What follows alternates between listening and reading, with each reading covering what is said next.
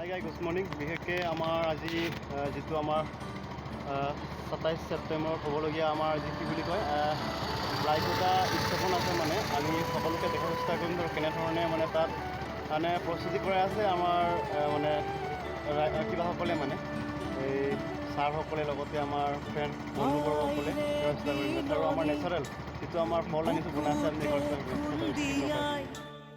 স্বাধীন দেশৰ আমাৰ কৃষ্টি ভৱন আহি পালোঁ। আমাৰ সকলোৱে পৰিচিত আমাৰ মনোজ ছাৰ, তেওঁৰ ভাইটি আজি লোকৰ নীলমৰ শইকীয়া। কোৱা ধৰ কৰা আহিছিলা দোষ?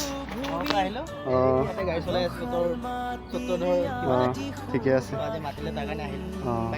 বাকী ঠিকে আছে চব তোমাৰ? ঠিক আছে বাৰু দেই, লগ পাম আৰু ঠিকে আছে।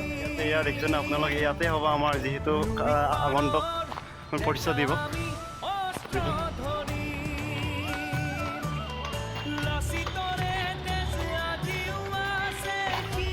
ফাইনেলি সকলোৱে আহি পালে, বিশেষকৈ গৰম তাৰ বাবে ইয়াতে সকলোৱে জিৰণি লৈ আছে। আৰু ভাই কৈ দিয়া কলক আহিলি ন?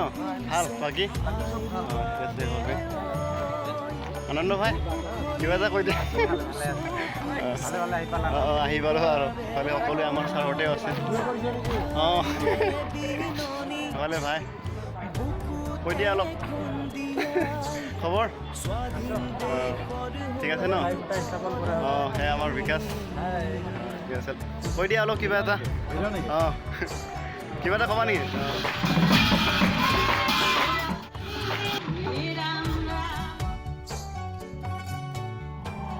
সভাপতি ডাঙৰীয়াক আমি জাতীয় ক্ৰীড়া মঞ্চই সম্বৰ্ধনা বিচাৰিছোঁ।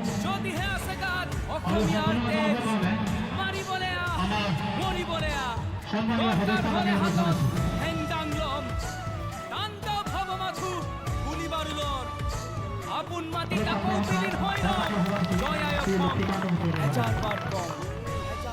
আৰু এবাৰ আমি সম্বৰ্ধনা জনাব বিচাৰিছোঁ সদৌ দ্বিতীয় সুতোষৰ ছাত্ৰ সন্থাৰ সন্মানীয় সভাপতি শংকৰ সুতোষ ডাঙৰীয়া, তেখেতক মই সম্বৰ্ধনা জনাবলৈ জনাইছোঁ। সম্বৰ্ধনা জনাব আমাৰ যুক্ত সম্পাদক নাৰায়ণ সুতোষ ডাঙৰীয়া। এইবাৰ আমি সম্বৰ্ধনা জনাব বিচাৰিছোঁ সদৌ অসম ছাত্ৰ সন্থাৰ প্ৰাক্তন সভাপতি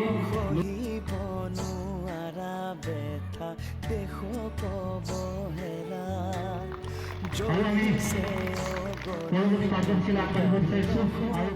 লগতে আমাৰ সতীৰ্থবৃন্দসকলক আমি জিন্দাবাদ।